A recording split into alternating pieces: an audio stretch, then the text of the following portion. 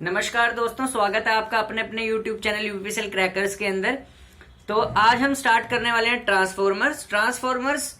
आज हम main core machine पे स्टार्ट हो गए हैं। तो पहला टॉपिक ट्रांसफॉर्मर हमारा मशीन का शुरू हो गया है। इससे पहले आप प्लेलिस्ट में जाइए और मैंने वहां पे मैग्नेटिक मटेरियल और इंड्यूस्ड ईएमएफ के लेक्चर्स डाले हुए हैं, क्योंकि आपको ये टॉपिक तभी समझ में आएगा अगर आपको इंड्यूस्ड ईएमएफ और मैग्नेटिक मटेरियल्स के बारे में पता और फैराडे लॉ और लेंज लॉ के बारे में। वो पिछली वीडियोस में मैंने डिस्कस कर गया है। जो पहली बार लेक्चर देख रहा है पहले वो वाले लेक्चर्स देख लीजिए, फिर आपको ये समझ में आएगा, ठीक है। और जिनको इलेक्ट्रोमैग्नेटिक इंडक्शन वगैरह सब कुछ पता है वो अब स्टार्ट कर दीजिए इस लेक्चर को देखना, क्योंकि ये लेक्चर आपके लिए बहुत ज्यादा इंपॉर्टेंट होने वाला है, क्योंकि आज से कोर मशीन स्टार्ट हो गया है। सबसे पहले बात करते हैं ट्रांसफॉर्मर। ये ट्रांसफॉर्मर हमने लिखा है। ट्रांसफॉर्मर है क्या, आप जरा ध्यान से समझिए। Transformer is a static device. Definition से ही पता चलता है कि ट्रांसफॉर्मर क्या है, एक स्टैटिक डिवाइस है। इस स्टैटिक डिवाइस का क्या मतलब है? इस स्टैटिक डिवाइस का क्या मतलब है कि ट्रांसफॉर्मर में किसी भी प्रकार का कोई रोटेटिंग पार्ट नहीं होता, कोई घुमावदार पार्ट नहीं होता। इट्स अ स्टैटिक डिवाइस, ठीक है। Transforms electrical power from one circuit to another. एक सर्किट से दूसरी सर्किट तक इलेक्ट्रिकल पावर को ट्रांसफॉर्म करता है with the change in voltage level, यानी वोल्टेज लेवल को चेंज करके, घटा बढ़ा के, एंड कीपिंग फ्रीक्वेंसी सेम। सबसे इंपॉर्टेंट पॉइंट है फ्रीक्वेंसी दोनों तरफ सेम रहती है, ठीक है।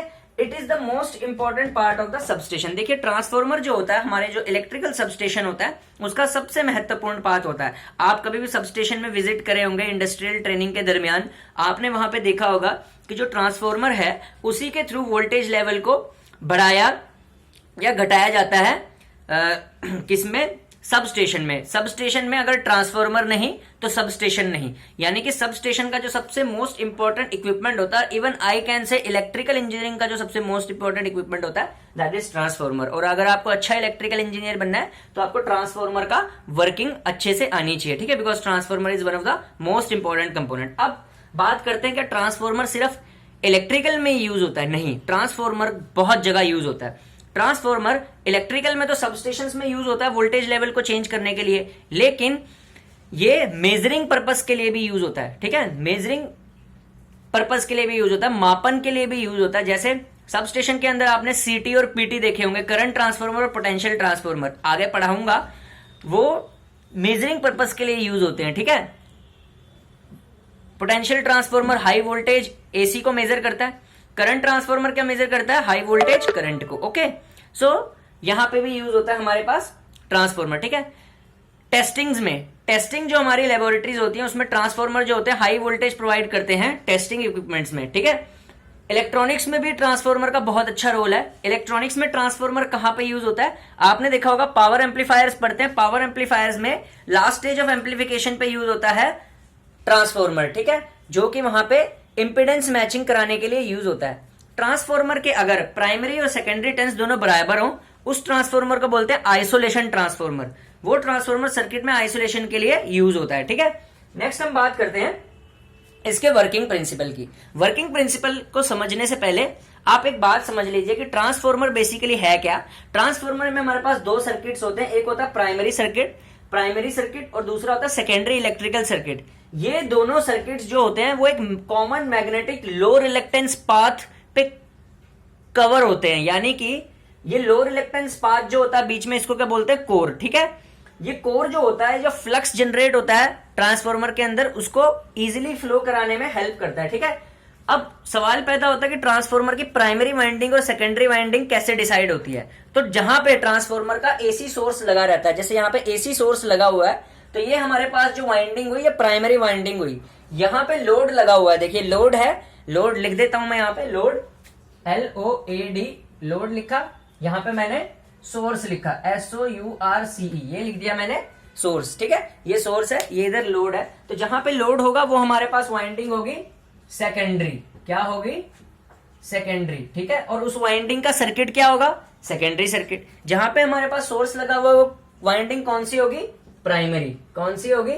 प्राइमरी, ठीक है, प्राइमरी, क्योंकि जहां पे सोर्स लगा हुआ है। अब ये ट्रांसफॉर्मर काम कैसे करेगा? देखिए ट्रांसफॉर्मर किस तरीके से काम करता है। प्राइमरी वाइंडिंग में हमने क्या दे रखी है? Alternating voltage. इस अल्टरनेटिंग वोल्टेज की वजह से इस अल्टरनेटिंग वोल्टेज की वजह से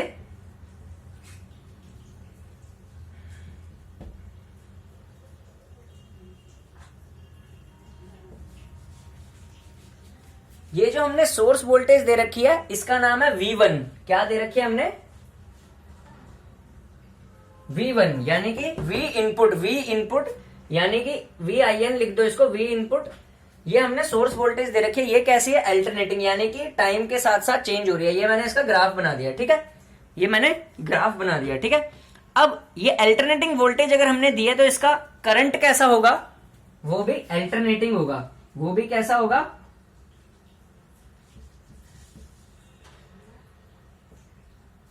तो इस V1 की वजह से, V इनपुट की वजह से जो I1 जनरेट हुआ प्राइमरी वाइंडिंग का करंट, वो भी हमारे पास अल्टरनेटिंग हुआ। तो इस सोर्स वोल्टेज ने क्या जनरेट कर दिया यहाँ पे? करंट, अल्टरनेटिंग करंट I1, ठीक है।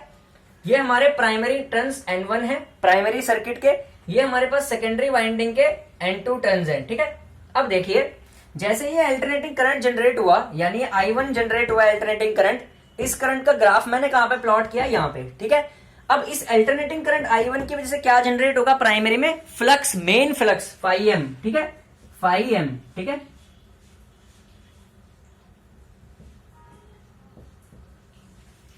ये रहा ग्राफ, मेन फ्लक्स जनरेट हो गया।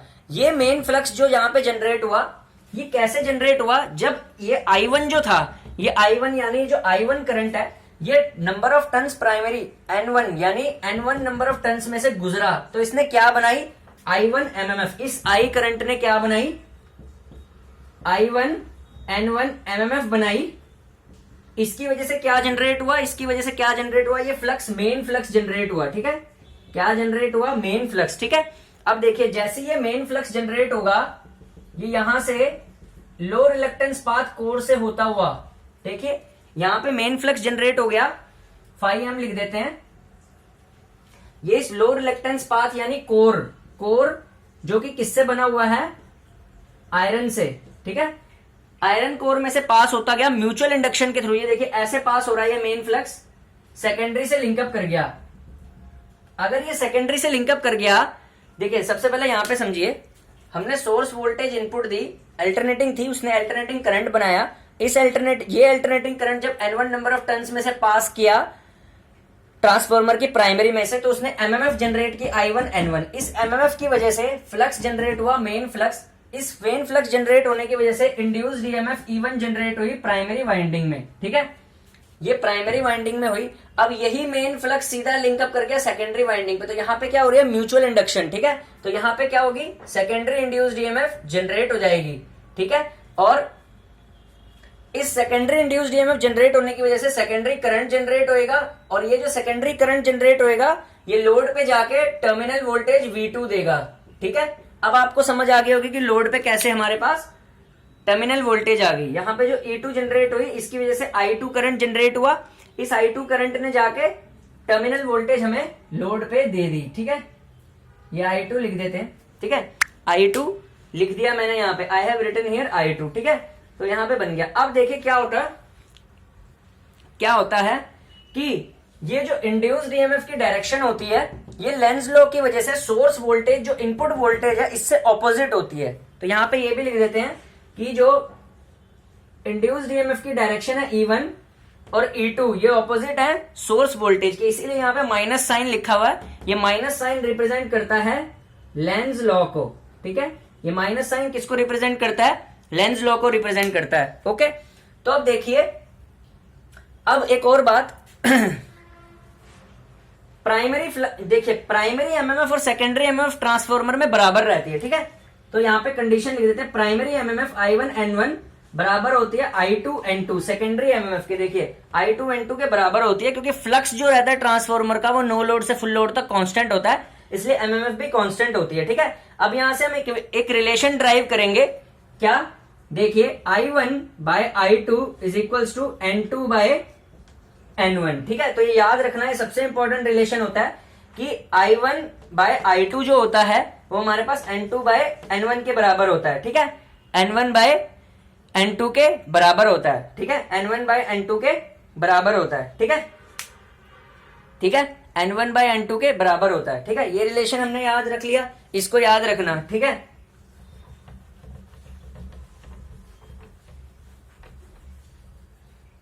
अब बात करते हैं पावर की। पावर दोनों तरफ ट्रांसफॉर्मर में सेम रहती है और फ्रीक्वेंसी भी। ठीक है, ये भी लिख लो, फ्रीक्वेंसी जो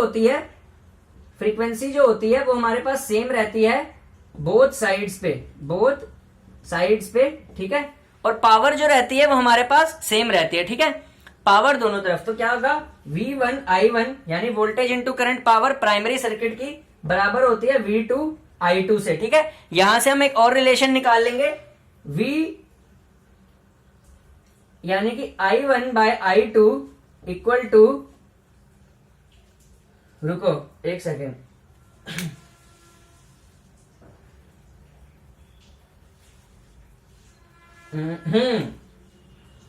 V2 बाय V1। ठीक है, I1 by I2 equal to V2 by V1, ये भी होता है। और अगर हम दूसरा रिलेशन हमारे पास क्या था, I1 by I2 equal to N2 by N1।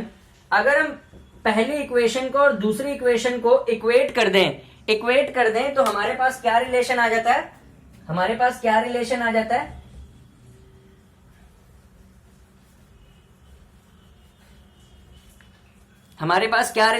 है, दोनों को इक्वेट करके, पहली और दूसरी को इक्वेट किया तो V2 बाय V1 बराबर हो गया N2 बाय N1 के। ठीक है, तो ये याद रखना, इसको बोलते हैं V2 by V1 is equal to N2 by N1 को बोलते हैं ट्रांसफॉर्मेशन रेशियो। याद रखना, N2 बाय N1 को क्या बोलते हैं, ट्रांसफॉर्मेशन रेशियो। ठीक है, यहां पे लिख देता हूं, N2 बाय N1 को ट्रांसफॉर्मेशन